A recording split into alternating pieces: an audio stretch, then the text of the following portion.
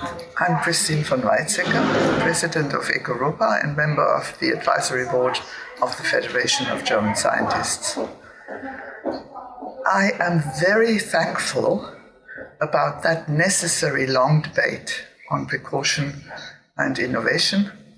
I'm hopeful that the upstream, future-oriented aspect of precaution means that it links to the resilience and to the disaster risk reduction of our structures in our countries. We know how urgently we need them. Thank you.